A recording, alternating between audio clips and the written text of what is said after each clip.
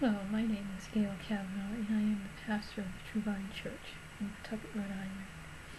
And today's discussion is on surrender.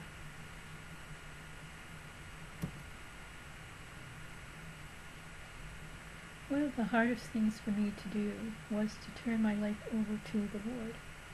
I understood that I had been saved, but I did not truly understand, nor did I accept the fact that my life would be better if I surrendered to God. What did that mean? I discovered when I attended my first Christian conference what it meant to surrender. God had been speaking to my heart, and suddenly I came to an awareness that He wanted to take over my life. I listened to the sermons and teachings at the different workshops, and I felt the Lord was speaking specifically to me. It was terrifying. I began to cry, and my friends asked what was wrong. They were enjoying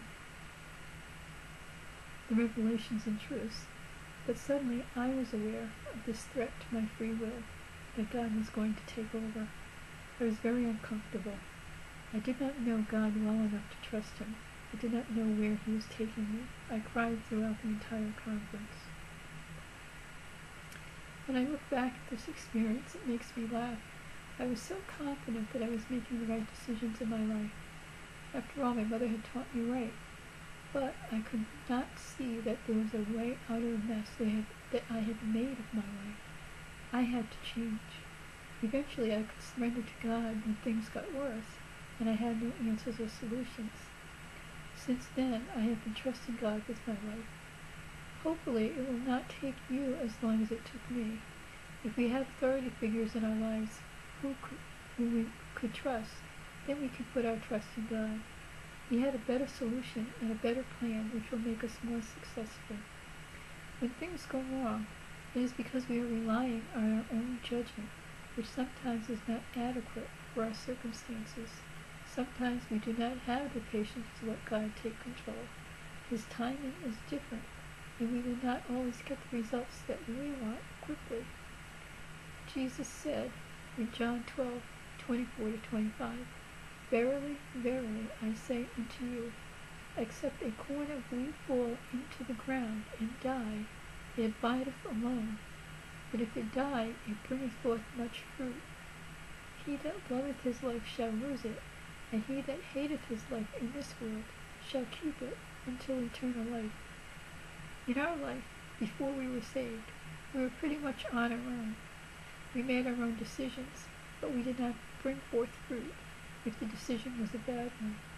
Perhaps we could have had better and more far-reaching results if we had turned our circumstances over to the Lord.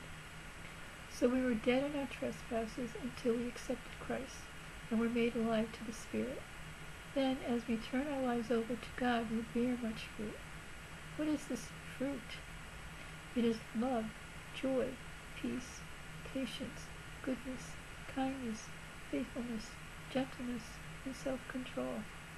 Galatians 5:22. We discover this fruit when we pray and receive answers to our prayers, because Jesus does the work when we become more like Him. I never knew joy until I came to know the Lord. Paul gave up his life as a Pharisee, persecuting Christians under the law, being righteous in his own eyes, and proud of his heritage as a member of the Hebrew tribe of Benjamin. In Philippians 3:8 he says, "Yea, doubtless, and I count all things but loss for the excellency of the knowledge of Christ Jesus my Lord, for whom I have suffered the loss of all things, and do count them but dung, that I may win Christ." So why don't we surrender? It is because of our pride, of our fear of losing control. It is ignorance of what God can do through us and for us. We think we may not like what God is going to do, and that we will not enjoy the change in our lives. As Christians, some of us will be able to surrender totally to the Lord. Some of us will hang on to some things.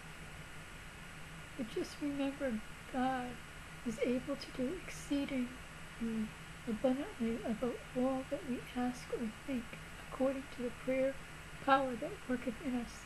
Deuteronomy 4:35 says, "There is none like Him, in order to know that the Lord is God, and there is no one like Him." It was shown that you might know that the Lord me is God. There is none else besides.